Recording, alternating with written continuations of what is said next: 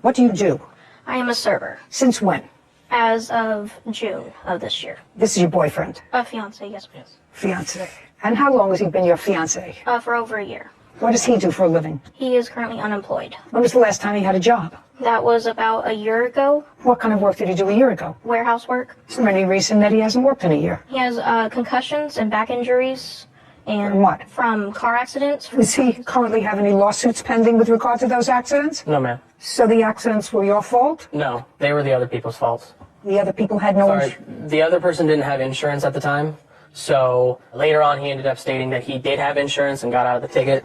Do you see a doctor regularly? Not anymore, no. I used to, though, until I ran out of my insurance for health insurance. And then the bill just kept stacking up on me. At that time, did you have an attorney? No, Your Honor. Did you ever have an attorney with regard to, did you have a consultant attorney with regard to these accidents? No. No. Okay, fine. Is there any reason why you're not working? Yes, ma'am. I have bad back problems that I've had for quite some time. I have 4 discs out in my lower back.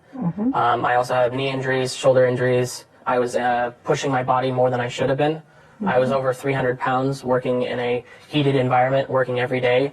And I dropped all the weight, and then I ended up hurting myself even further from there. And then my doctor told me not to do anything over 20 pounds, so I went against her rules, and I did it anyways, and I kept injuring myself. What kind of work does your father do? He works as a U-Haul business associate and mechanic as well. When did you live with your father?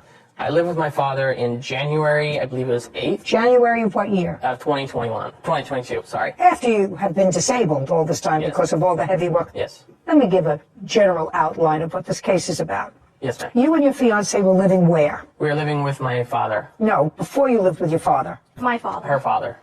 In what state? Wyoming. There come a time when your father either said it's enough or you decided that you were no longer happy in Wyoming? It was a conflict with his girlfriend that came about. Whatever it was. If it was a conflict with his girlfriend, your father told you to skedaddle. Yeah. Yes, ma'am. And you called your father. No, I didn't call my father. Who did? My father called me.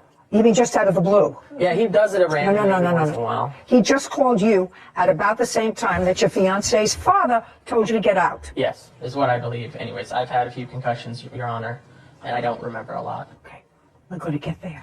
In any event, you had a discussion with your father that you didn't have a place to live, you didn't have a job, she didn't have a job, you had no money. Her father was kicking you out of the house, and he drove cross-country to get you. Yes, ma'am. In what month?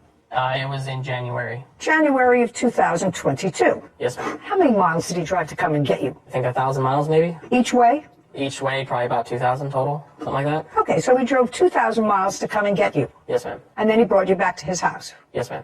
And you weren't working. Yes, ma'am. And the girlfriend wasn't working. Yes, ma'am. Okay, so if you weren't working, the girlfriend wasn't working, you had no money, so your father was taking care of your expenses. Yes, ma'am. Okay, good. And now you're suing him. And you're suing him for a host of things, which I'm going to give you a relatively short time to tell me about. But one of the things that your girlfriend, fiance says is that your father owes you for wages because you work for him. Yes, ma'am. Doing what? I was doing U-Haul work, basically. What is U-Haul work? Oh, sorry. I'll explain. Sorry, ma'am. Basically, what we do... Not basically. I don't want to hear basically. Sorry. I want to hear what you were doing. I would hook up U-Hauls. I would also clean and inspect all the vehicles. Just a second. Hook up the U-Hauls. Hook up the U-Hauls. Clean and inspect them. Clean and inspect them. What does it involve in cleaning them? Basically spraying down... Not basically. Sorry, ma'am. Sorry. We spray down all the... Not we. You. Yeah, sorry. I spray down every single surface of the innards of the vehicle. Basically the steering wheel, the floor plates, the radio, everything. And when you hook them up, explain how you hook something up. How I have to hook something up is just backing up, lining up with... So you have to drive. Yes, ma'am. And you're driving a car and backing up. Yes, ma'am. And So then- you're using a rear view mirror? Yes. And yourself. You're looking to see where you're backing up because you have to use both. Yes, ma'am. Okay, and then you hook them. Well, what else did you do for your father? I also did paperwork for him, doing like inventory stocks and stuff like that. Terrific. Basically... Not basically. I don't want to hear basically. Basically is a filler Sorry, word. ma'am. What else was I doing? I would sweep, clean up his shop. I would do a lot of things. Okay, for him. all while you were unable to do anything else. Yes, ma'am. I would... Well, just a second. What were you saying? After your back issues, after your concussions, after whatever other injuries that you had from working someplace. By the way, you don't have a lawsuit pending against anybody, do you? No, No. ma'am. So it's just a question of fetching, other than maybe trying to collect a disability somewhere along the line from the federal government. You were able to hook up U-Hauls, clean them and sanitize them, sweep out the premises, do paperwork, but you can't work. I mean, because part of the lawsuit is about all this work that you did. But all while you're telling me that you're unemployable because of all the injuries that you had. Yes, ma'am. Yeah.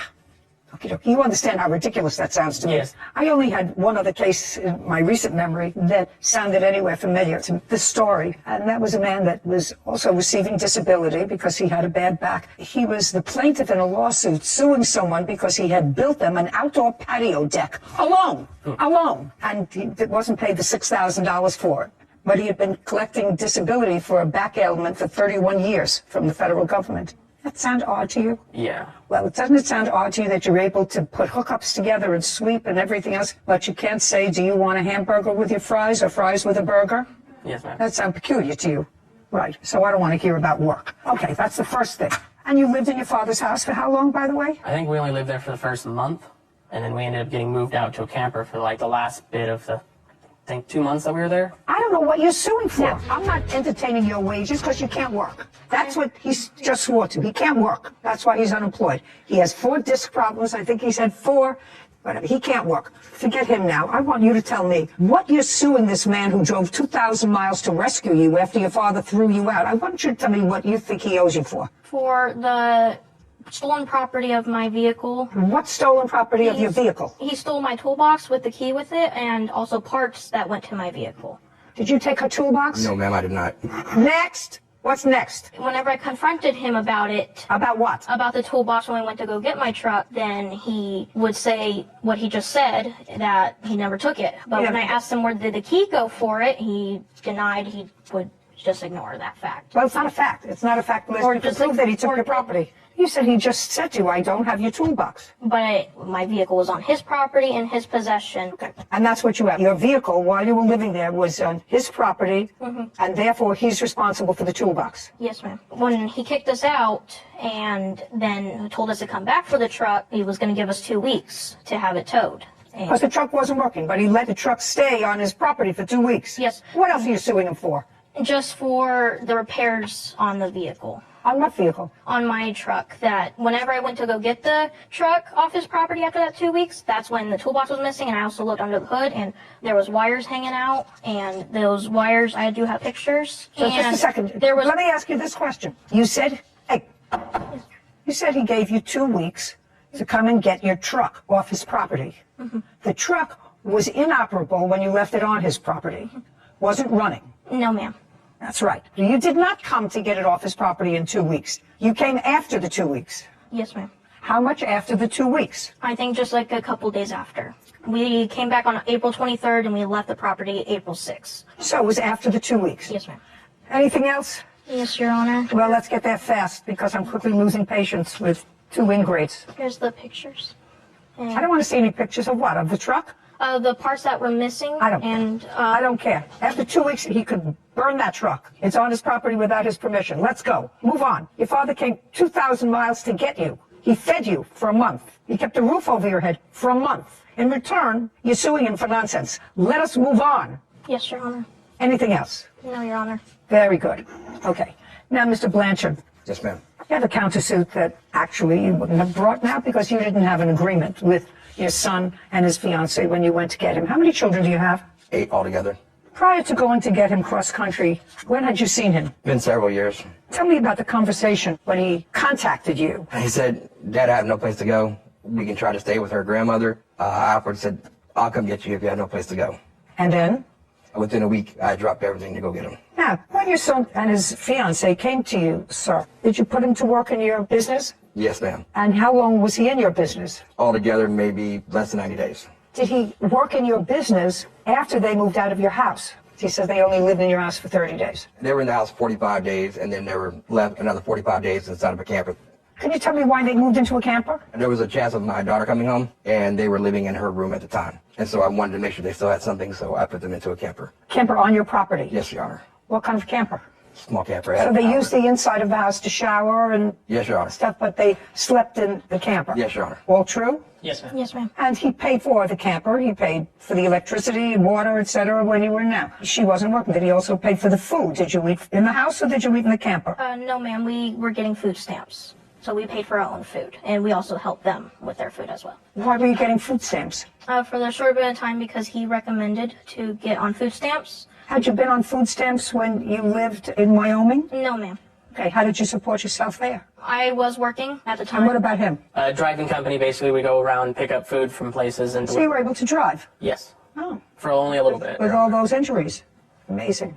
Okay, I would like you to testify, sir, now to the conversation that you had with your son with regard to compensation for coming to pick him up in Wyoming. Be very careful what you say to me. I told my son before I picked him up, I said, you need to pay me back for this trip. Did you tell him what for the trip? I mean, Yes, your for all time? expenses.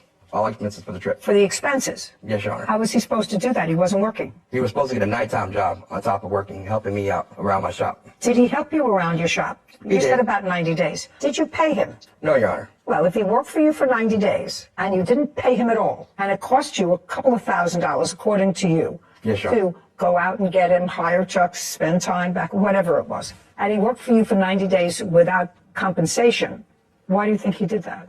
I was hoping just because that's what he really wanted to do. No good deed goes unpunished. You went and you got them, and now they're suing you, but their case is dismissed. They have no case against you. It's all a bunch of nonsense and ridiculous. But likewise, sir, your counterclaim is for the expenses that you've incurred in going to pick them up. I don't actually think that there was an agreement to pay you back for your expenses, but even if there was an agreement to pay you back for your expenses, the fact that he worked for 90 days without any compensation, I think, more than compensates you for that. As a result of that, your counterclaim as well is dismissed. We're finished here. I don't know if I'd call the plaintiffs ingrates as much as they seem to be trying to game the system a bit. You have these injuries, you're not claiming disability, you work when you want, you've used work, and you're claimed inability to work as an excuse. One piece that may have been missing from this case was the history between the father and son. We know that there was a long absence between the two, had really seen each other. I think they said it was 8 years. And I feel like when family complications get mixed in with present situations, that those old grudges come back to haunt people. The defendant, the father, he seemed pretty genuine in this situation. I'm sure he's trying to get back some of his expenses and maybe he doesn't really have a case and all that, but at the very least, I mean, he seemed to drop everything to help them out. Give them a place to stay, to sleep, to shower. I guess there's a debate on whether or not food could be counted in that. But at the very least, he helped him out. And after an extended period of time where he hadn't really spoken to his son. I mean, maybe at the very least, the plaintiffs are ungrateful. I don't know, but what do you think about this situation? Have you or someone that you know ever been in a situation like this with family? Let me know in the comments. Thanks for watching.